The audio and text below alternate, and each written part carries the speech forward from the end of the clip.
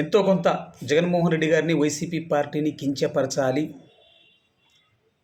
అన్న లక్ష్యానికి దగ్గరగా చంద్రబాబు నాయుడు అలాగే కూటమి ప్రభుత్వంలోని పార్టీలు మొత్తం ఏకతాటిపైగా వచ్చి వైసీపీ పార్టీని, జగన్మోహన్ రెడ్డి గారిని టార్గెట్ చేస్తూ ప్రజల ముంగిట ఒక అబద్ధాన్ని నిజం చేసే కార్యక్రమానికి శ్రీకారం చుట్టాలో అందులో ప్రధానమైన అంశం లడ్డుకు సంబంధించి 2 రోజుల్లో అంటే 48 గంటలు గడవక మునుపే నాణ్యత లోపించిందని చెప్పి వాళ్ళ యొక్క పేపర్లలో, వాళ్ళ యొక్క టీవీలలో చెప్పించడం, ప్రజలు నమ్మించడానికి ప్రయత్నం చేశారు. ప్రజలు ఎవరు నమ్మడం లేదులేండి.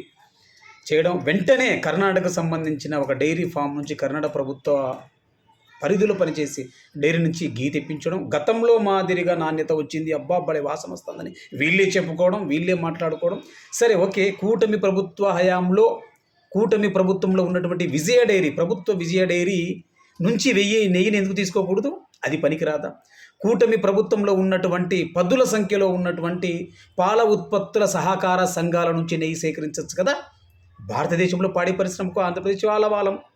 పాడి రైతులు ఉన్నారు ఇక్కడ, పాడి పరిశ్రమ ఉంది ఇక్కడ, రైతాంగం ఉంది ఇక్కడ, దైవభక్తి ఉండేది ఇక్కడే, పవిత్రమైన టీటీడీ బాలాజీ టెంపుల్ ఉండేది మన ఆంధ్రప్రదేశ్లోనే. మరి మన ఆంధ్రప్రదేశ్ పాడి పరిశ్రమ నుంచి, మన ఆంధ్రప్రదేశ్ పాడి రైతుల నుంచి నెయ్యిని ఉత్పత్తి చేసి శ్రీవారికి నైవేద్యంగా ప్రజలకు ప్రసాదంగా ఎందుకు పంచకూడదు? ఎందుకు? రేవంత్ రెడ్డి రికమెండ్ చేశారా? కాంగ్రెస్ ప్రభుత్వం మీద ఎందుకంత మీకు ప్రేమ?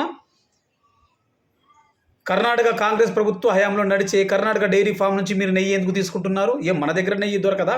మన నెయ్యి ఉత్పత్తి చేసే సామర్థ్యం, సత్వ కూటమి ప్రభుత్వానికి లేదా? 24 గంటల్లో రచ్చ చేశారు, 24 గంటల్లో మార్చేశారు, 24 గంటల నాణ్యత లోపించింది, 24 గంటల గడవక మునిపే, 48 గంటలు గడవక మునిపే నెయ్యి,